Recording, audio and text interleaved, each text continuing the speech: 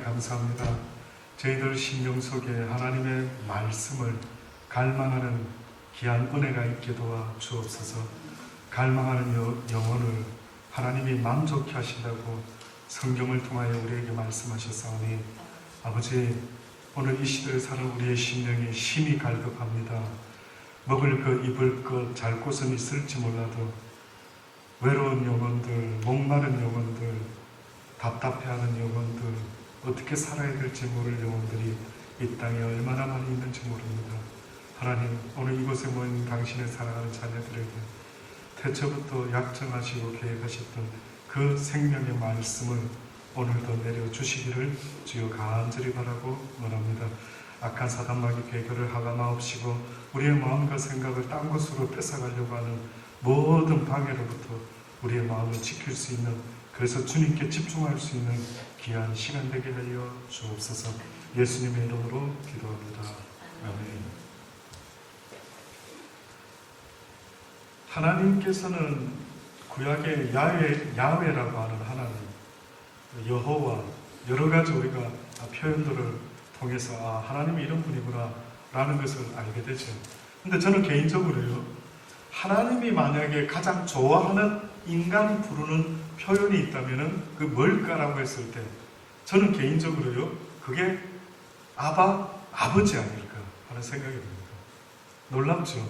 보통은 신은 신이지 누가 신인 신에게 아버지처럼, 아주 어린아이가 아빠가 좋아서 아빠 하듯이 아버지라고 과연 불러라고 하는 신이 있을까?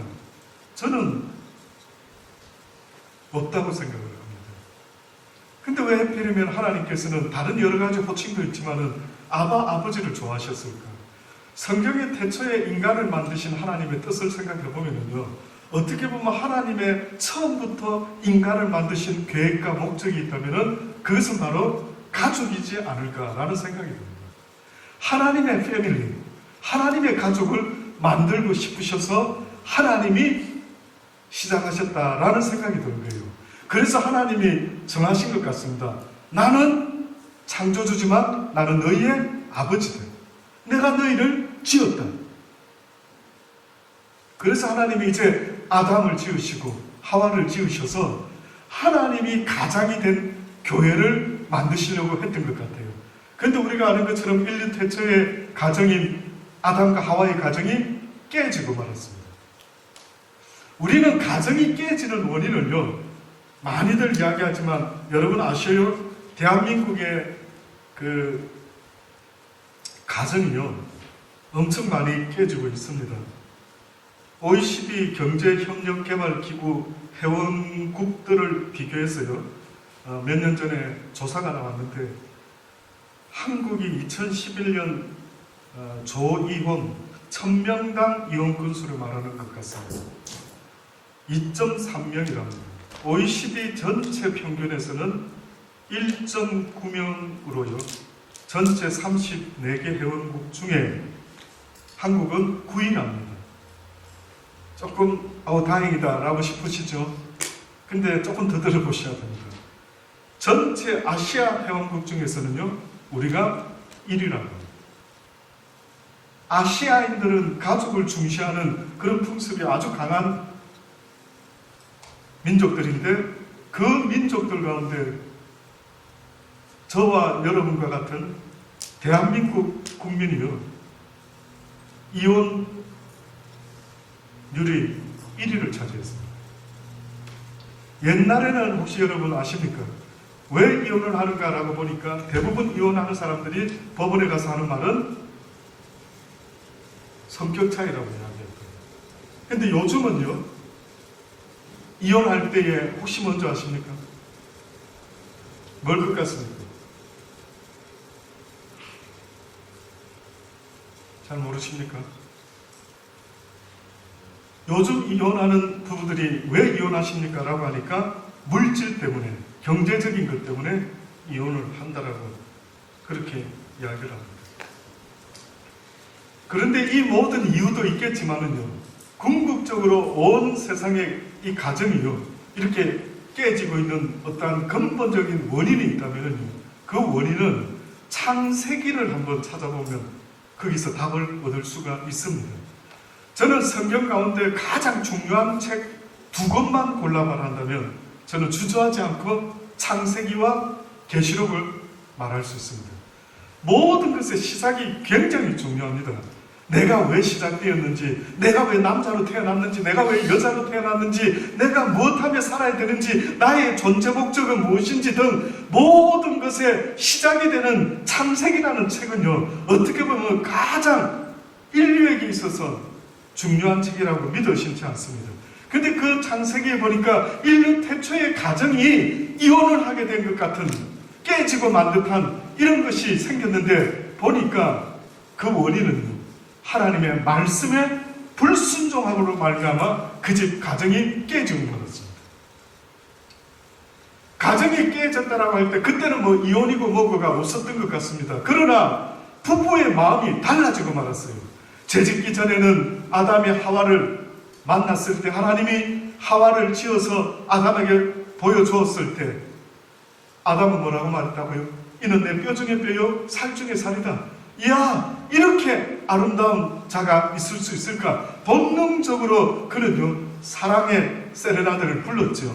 그런데 그가 어느 날 선악과를 따먹고 나서 변화가 일어났는데, 어떤 변화가 일어났느냐 하면은 가정의 중심인 아내와 남편 하나님과의 관계가 사랑으로 이루어진 관계가 시작됐었는데, 죄짓고 나니까 대번에 바뀌었는데, 어떻게 바뀌었냐면 아담이 뭐라고 말합니까? 하나님 당신이 지어준 이 여자가 먹으라 해서 내가 선악과를 먹었습니다 라고 하면서요 핑계를 대기 시작하는데, 이 핑계를 대는 원인은 뭐냐면 그 순간부터 아담은요 하와를 자기 생명 이상으로 사랑했던 모습에서 확 바뀌어가지고요 오직 나만을 사랑하기 시작합니다. 그래서 사람이 변명하는 이유는 나를 누구보다도 더 사랑하기 때문에 나에게 어떠한 잘못을 지적받을 때 내가 그것을 한 것이 아니든, 내 잘못이 아니든, 내 때문이 아니다라고 그렇게 변명하는 모든 핑계는요 나를 위해서입니다. 그러니 하나님이 만드신 가정이 어떻게 깨지고 말았느냐 하면은 하나님의 사랑이 사라지고 말은 겁니다.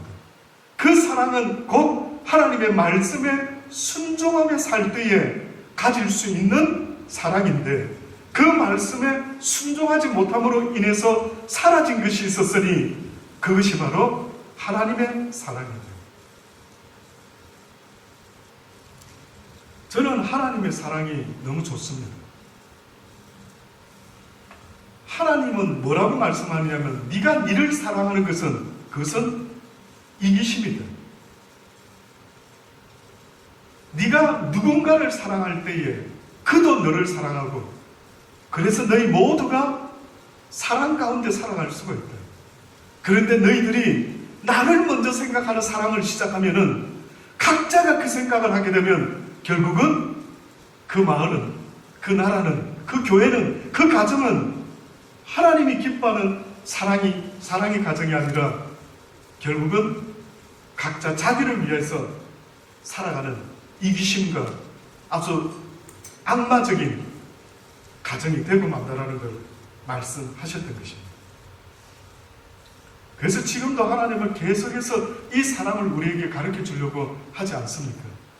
노아 시대 때에 수많은 사람들이 죽었죠. 어린아이로부터 어른에 이르기까지 노아 가족 8을 빼고는 모든 이가 다 죽었어요. 많은 사람들이 고민하죠. 와, 어떻게 이렇게 잔인한 하나님이 있을 수 있을까? 어떤 이유로 저런 천사 같은 아이들까지 다 죽이실 수가 있을까? 천사 같은 아이요? 아니요. 천사 같은 아이라고 저도 생각했는데, 보니까 하나님의 기준에 뭐라고 말씀했냐면, 어렸을 때부터 그들의 생각과 모든 계획하는 것이 심히 악하더래요. 인간의 모습 속에 하나님이 악하다라고 정의하신 것은 어떤 걸 보고 그렇게 말씀했나 보니까요, 어느 순간에 인간들이 자기를 먼저 사랑하는 겁니다. 자기를 먼저 사랑합니다. 나눠 먹으라, 친구들하고 사이좋게 지내야지. 너무 어려운 겁니다. 너무 안 되는 겁니다. 잘 하는 아이들도 있겠지만은 어렸을 때부터 저와 여러분이 교육받은 게 있으면 친구들하고 사이좋게 나눠 먹으라, 사이좋게 지내라, 도와주어라, 어려운 친구 있으면 그렇지만 어느 순간부터요 전혀 그러지 못하는 삶으로 바뀌어버리고 말았어요. 그러니 하나님 보실 때 가장 가슴 아픈 것은 이들이 나의 말에 불순종함으로 말미암아 내 사랑을 잃어버렸대. 하나님의 말씀에 순종한다는 것은 하나님의 사랑을 회복한다는 말입니다. 뭐가 그리 복잡한데요? 목사님, 하나님 말씀을 거역했다라는 그 결과는 뭡니까? 하나님의 사랑을 잃어버리게 됐다는 겁니다. 그래서 칼빈 같은 신학자들은 뭐라고 말한다고요? 인간은 전적 부패했다. 그래서 인간이라는 존재는 하나님이 기뻐하는 어떤 것도 할 수가 없는 존재가 되고 말았다. 하는 짓거리마다 하나님의 진노를 살 수밖에 없는 인간으로 바뀌었대.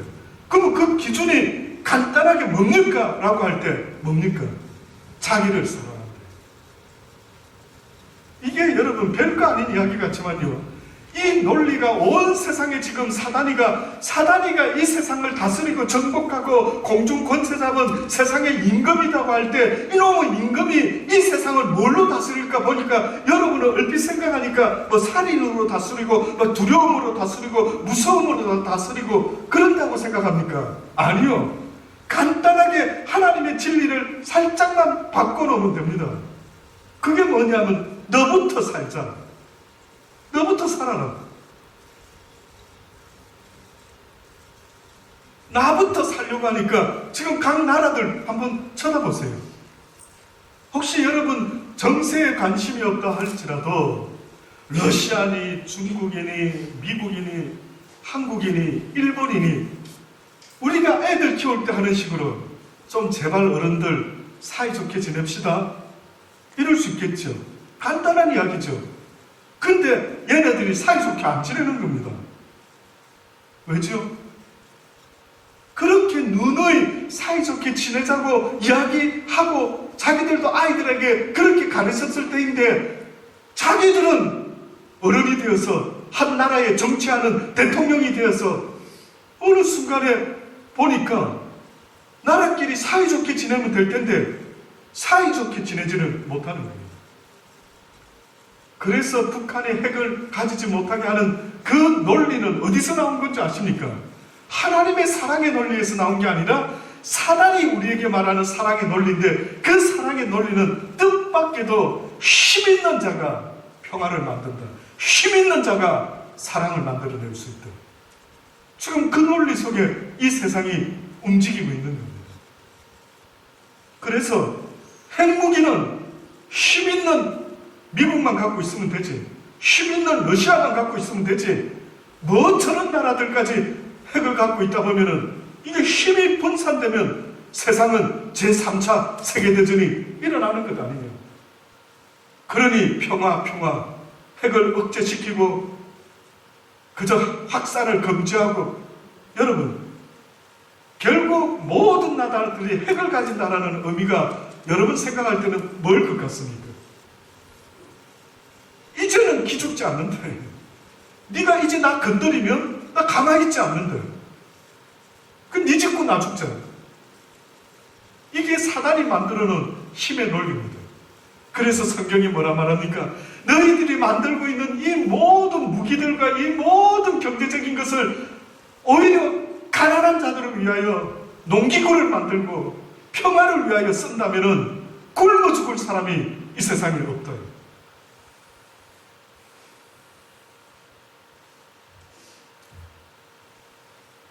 인류 태초의 가정이요, 바로 그 하나님의 사랑을 잃어버린 겁니다. 근데 그 사랑은 어느 때 있어지느냐 봤더니만 여호와의 말씀에 순종하는 삶을 살 때에 하나님이 허락하는 것이 있는데 그게 바로 사랑, 곧 세상이 줄 수 없는 평화.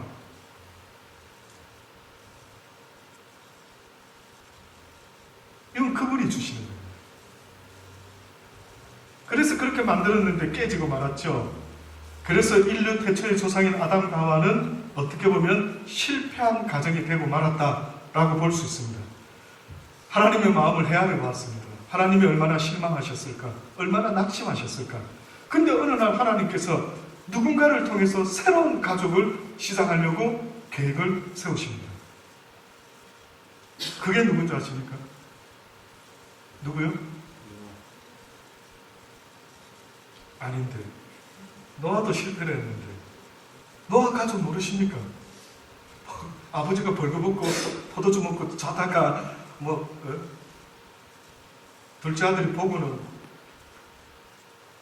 아빠가 벌거벗고 잤다라고 그렇게 말했는데 왜 아버지가 열받아가지고 이놈의 자식이 네가 나를 흉봤어 저거 하면서 너는 형제들 죽여 종이 되리라 이런 집안이 저는 뭔가 계속 집안이요 콩가루 집안이 계속 이어지고 있는 겁니다. 아담과 하와가 죄짓고 나서 그 다음 그 콩가루 집안의 증거가 뭡니까? 첫 번째 태어났던 가인이 누굴 죽입니까? 아인을 죽여버리죠. 뭐가 없는 것 같습니까? 하나님이 주실 수 있는 그 가정에 사랑이 없어지고 말았어요. 노아를 한번 찬스를 가지고 이제 하나님이 어떻게 보면 노아에게 은혜를 베풀어서 이 가정을 통해서 내가 인류를 다시 한번 시작하리라 했는데 노아 할아버지 술을 되게 좋아하셨던 모양입니다. 포도주 만들어 먹고 어느 정도가 아니라 그냥 벌거벗고 자는 겁니다. 자, 그렇게 흘러왔죠. 그러면 이제 누굴 것 같습니까? 누구요? 아시 집안의 브라함이라는 사람을 하나님이 택하신 겁니다. 근데 뜻밖에도 이때부터 하나님이 뭐라고 묘한 말씀을 하죠. 이제부터는 내가 혈과 육의 관계로 가족을 말하지 않을 것이라. 이제 누구든지 아브라함을 통해서 태어나는 자녀들은 보니까 그게 어떤 자녀인가 보니까 곧 믿음의 자녀를 이야기했던 거예요. 아브라함이 조상이 됐는데 무슨 조상이 되었나 보니까 믿음의 조상이 된 거예요. 다시 말하면 이제는 하나님을 정말로 믿는 믿음이 있는 그러한 사람을 통해서 하나님이 이제는 새롭게 시작하겠다라고 하신 것 같아요. 아브라함이 어떤 사람인 줄 아십니까? 왜 많은 자들 중에 아브라함을 택했는 줄 아십니까? 성경에는 자료가 많이 나와 있지 않지만 어떠한 다른 외경 위용이나 역사책에 보면은요, 아브라함의 아버지가 직업이 뭔지 아십니까? 우상 만드는 사람이었습니다. 대단하고 우상을 만들었어요. 근데 어느 날 이런 전설의 이야기가 있습니다. 아버지가 어느 날 우상을 쫙 하나 멋지게 만들어 놓고 아들 아브라함에게 아브라함아 이것을 잘 킵하고 있거라. 아마 내일쯤이면 누가 찾아올 것 같아. 좀 잘 이렇게 보관하고 있어. 아마 그랬던 것 같아요. 저녁에 추우니까 불을 피워놓고 잤던 모양입니다. 아브라함이. 그런데 그냥 순간 잠들어서 일어나 보니까 불이 붙은 거예요. 우상에. 그래서 아브라함이 젊은 시절 아버지 밑에서 살면서 어떤 한 가지 고민을 하기 시작했는데 그게 뭐냐면 과연 신이 있다면은 저런 신이 과연 신이 될 수가 있을까?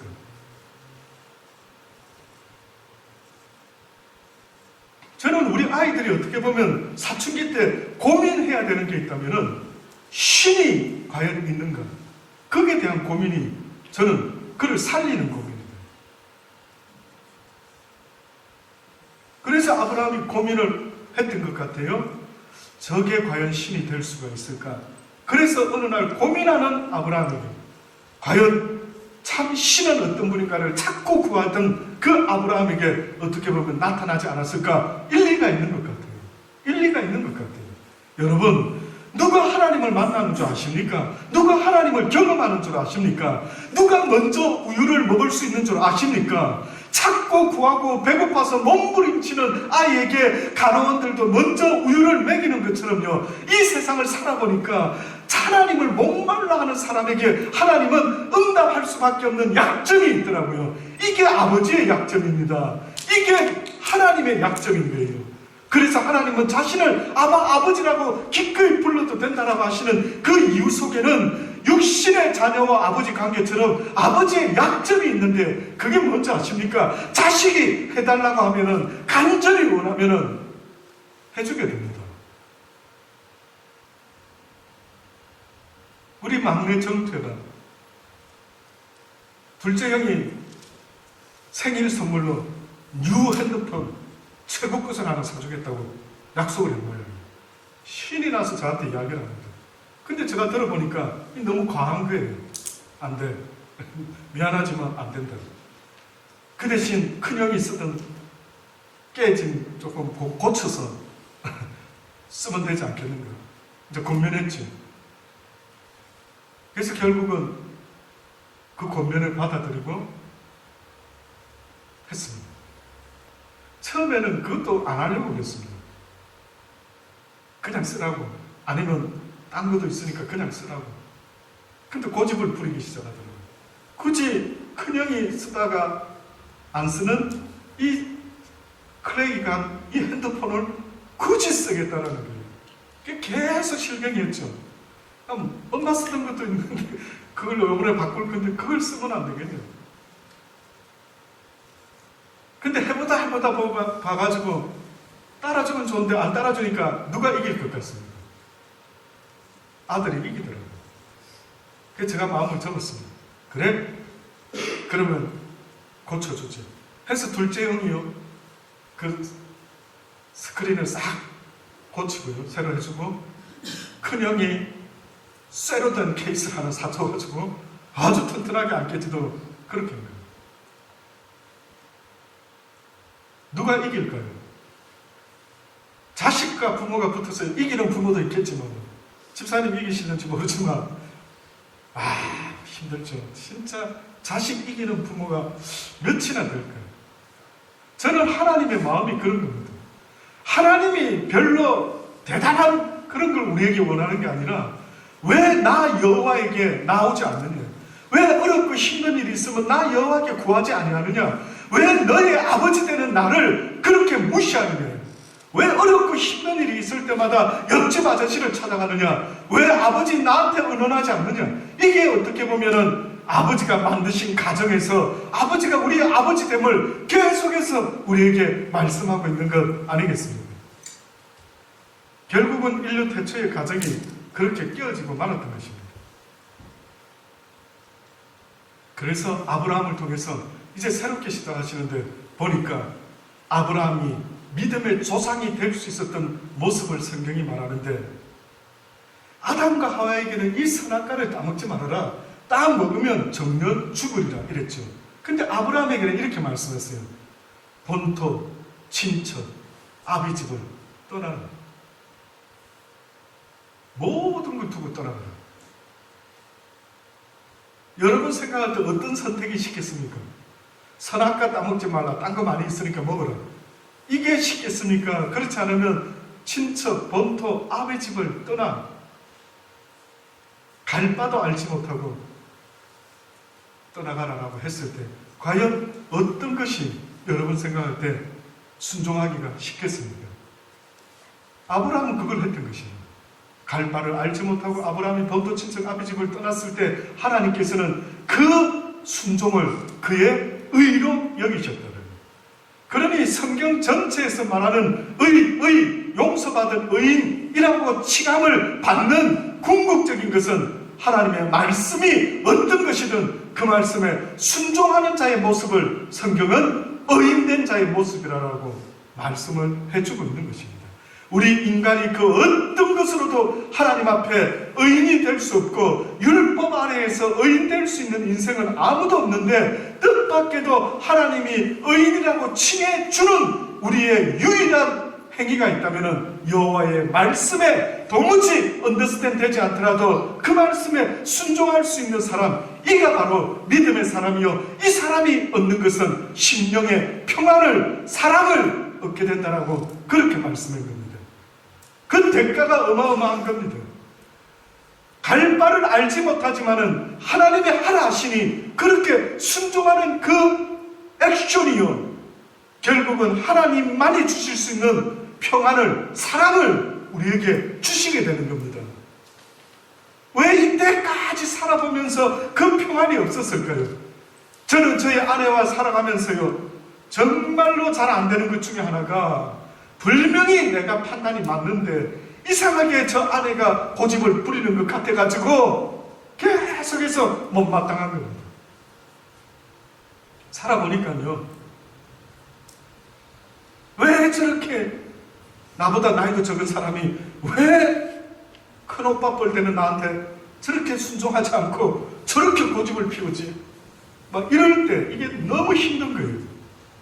그러니까 하나님의 사랑을 알고 지금 여러분에게 이렇게 이야기하고 전하고는 있지만은요, 그 하나님의 사랑이 온데간데 없이 없어질 때가 어느 때냐면은 나의 판단과 나의 생각과 나의 오름이 나를 지배하고 있을 때는요, 얼마나 내 인생이요 기쁜 것보다 열받는 일이 더 많은 거예요. 이 신기한 논리 아닙니까?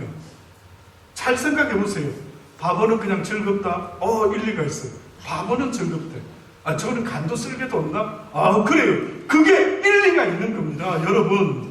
그러니까 하나님이 우리에게 말씀하는 진리의 말씀은요, 어느 때 보면 뜻밖에도 간도 쓸게도 없는 곧 죽을 사람처럼 그런 상태로 살아라고 말씀하는 거죠. 오리 가자면 심리 가져라, 한쪽 밥 맞으면 또 돌려대라, 걷어달라면 속어주라. 쓸데없는 인간이죠. 네 모든 것을 가난한 자들에게 다 나눠주고 나를 쫓으라. 도대체 성경을 믿는다라는 사람은 제정신으로 믿습니까? 이게 어떻게 언더스탠드 할 수 있는 메시지입니까? 이게 이상하지 않습니까? 저는 어느 날 몰랐을 때는 교회 가면 참 좋은 말씀 듣는다, 웃기는 이야기더라고요. 교회 와서 무슨 좋은 이야기 듣습니까? 제대로 된 오리지널 이야기를 들어보면은요, 회개하라, 천국이 가까웠다.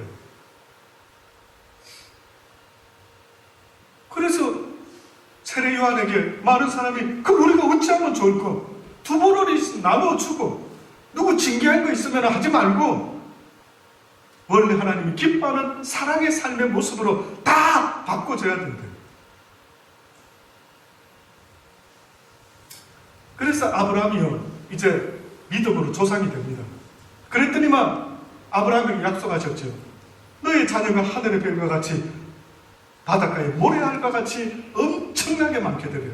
근데 그의 일생에 자식이 몇 명 있었습니까? 한 명 있었어요. 이삭 하나밖에 없었던 거예요. 그래서 하나님 뻥도 잘 치시네. 무슨 아브라함의 자손이 하늘의 별과 같이 바닷가의 모래알과 같이 그렇게 많을 것이라 했는데 이게 무슨 미닝이지? 라고 알고 보니까 나중에 이것이 무슨 뜻이었습니까? 믿음의 조상이 되어 믿음의 자손들을 너를 통해서 생겨나게 될 것이다. 이 말씀이었던 겁니다. 그래서 우리가 지난 시간에도 보았던 것처럼 뭐라고 이야기합니까? 어느 날 예수님이 설교를 하고 있는데 제자 중에 누가 와가지고 예수님 바깥에 예수님 모친하고 형제들이 예수님 만나려고 기다리고 있습니다. 그랬더니만 갑자기 뭐라고 말합니까? 누가 내 모친이니? 누가 내 형제냐? 여기 있는 너희들이라. 하늘에 계신 내 아버지의 뜻대로 행하며 살아가는 너희들이 나의 모친이요, 나의 오빠요, 나의 형님이요, 나의 누나요. 그러니 오늘 이 시대에 우리가 말하는 가정이라는 것은 혈육관계에 멜리제에서 아들들, 내 육신의 아들이 이렇게 같이 살아가는 이 가정이요, 가정이 아닌 겁니다. 이해 안 되십니까? 왼수 아닙니까? 왼수.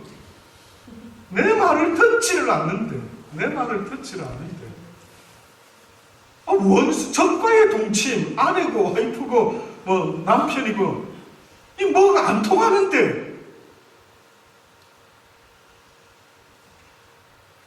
여러분, 이런 통계가 나와 있더라고요.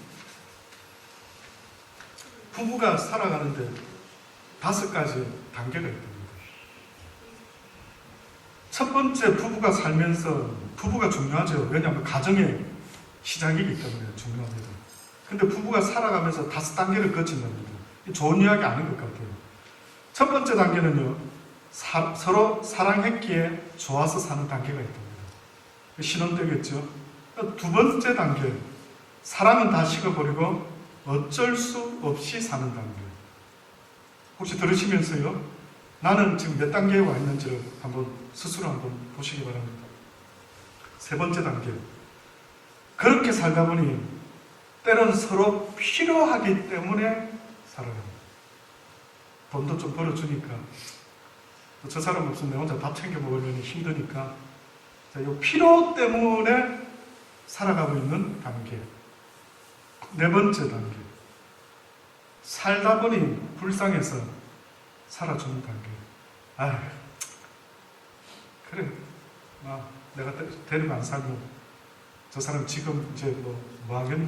뭐 이런 어떤 불쌍한 연민의 단계, 정 때문에 뭐 이런 거겠지. 마지막 단계. 죽으면 묻어주려고 사는 단계를. 저 사람 죽으면 내가 묻어줘야지. 누가 묻어주겠노? 누가 장례 치러주겠노? 뭐 이렇답니다. 근데 제가 이걸 가만히 보면서요, 뭔가 조금 공감이 되는 겁니다. 그렇죠? 근데 이거는 누구도 어떻게 보면은 예외 없이 하나님을 모르고 하나님의 사랑을 모르고 살아간다면 거의 다가 이 가운데 해당되지 않을까 싶은 거예요. 여러분은 몇 단계에 해당될 것 같습니까?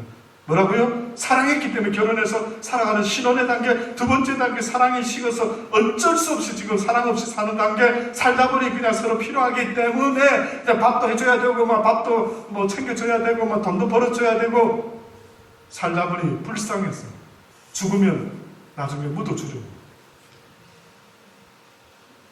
사랑하는 여러분, 회복하실 수 있게 되기를 바랍니다.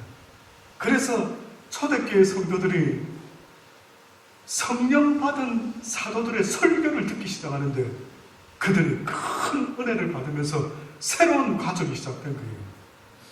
아무리 혈육의 가족이요, 가족이라고 너무 기대하지 마십시오. 결국 저희 아들 셋도 언젠가 커서 결혼해서 하면 또 나가겠죠. 궁극적인 이게 내 가족이다 말할 수 있는 건 하나님이 말씀하지 않습니까? 혈육관계의 가족이 아니다. 오히려 혈육관계의 가족끼리 너무 친하면은 나는 그 가정을 파괴하러 왔다. 내가 이 땅에 온 것은 화평을 추구함이 아니요 오히려 검을 줌으로 너희 온 가정에 원수를 만들겠다. 며느리가 시아버지와 며느리와 아버지와 아들과 딸과 모든 가족들이 원수되게 만들겠다. 가짜 평화를 깨버리겠다. 잘못된 가족관을 깨버리겠다. 그러신 주님이 제자들을 통해서 성령이 임했더니만 그들에게 말씀이 전거되기 시작하는데 그들이 그 말씀을 듣고 날마다 모이기를 힘쓰면서 조무지 제 것으로 여기지 않고 어떻게 했다고요? 다 밭을 팔아서 사도들의 발 앞에 갖다 줘서 사도들이 그것으로 나누었다는 거예요. 부족함이 없이 모든 초대교회 성도들이 서로 나누며 살아갔대. 결국은 많은 교회에서 초대교회와 같은 교회, 결국은 그것은요, 가정, 하나님의 중심이 된 가정을 다시 회복하는 것을 말씀하는 겁니다. 그래서 하나님은 이제 육적인 가정은 멈춰라는 거예요. 이제는 영적인 가정으로 거듭 태어나라고 말씀하는 겁니다. 그래서 누구하고 더 잘 통하는가 봤더니만 믿음 있는 사람하고 더 잘 통하는 거예요. 여러분이 믿음이 있고 내가 믿음이 있다면 여러분은 나와 누구보다도 내 남편보다도 내 아내보다도 내 자식보다도 정말 잘 대화가 될 수 있는 사람이 있다면 저가 돼야 되는 거죠. 그게 하나님이 지금 우리에게 말씀하는 겁니다. 다시 회복해라는 것입니다.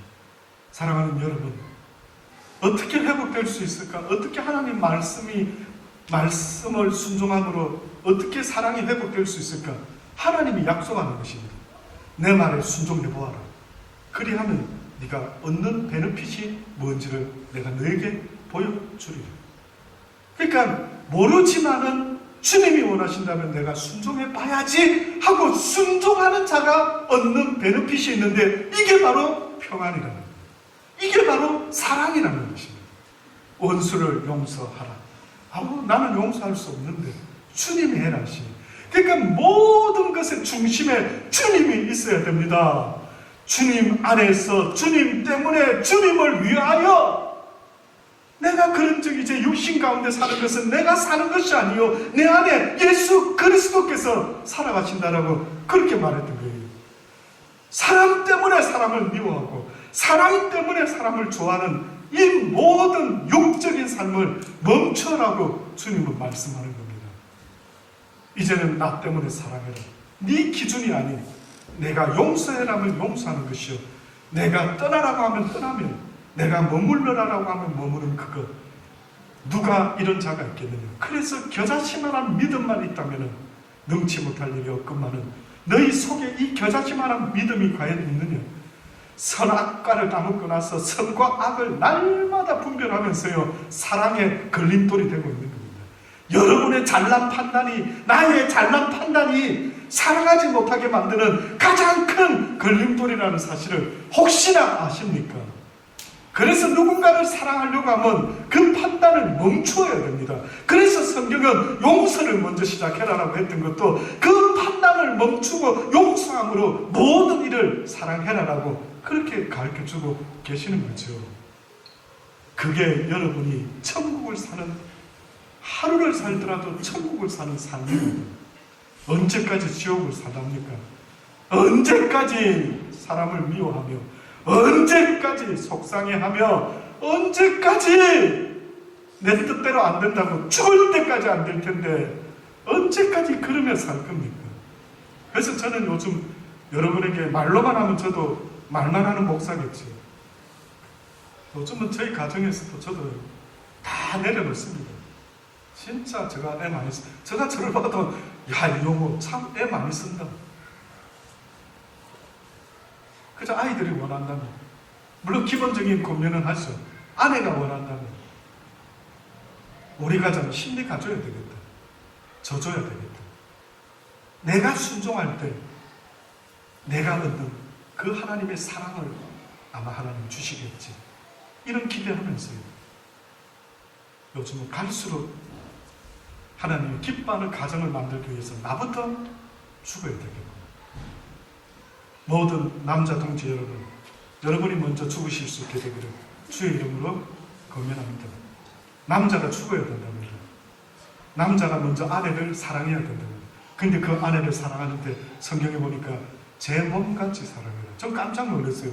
이웃 사랑해야 할 때도 제 몸같이 사랑하고, 아내는 남편에게 죽게 하듯 복종해라고 하고, 남편은 아내에게 어떻게 하라고요? 아내를 사랑해라고 그랬어요. 그것도 뭐라고요? 네 몸같이 사랑을 했어요. 놀랍죠? 그래서 사랑하는 여러분, 남자분들이 먼저 바뀌시기를 바랍니다.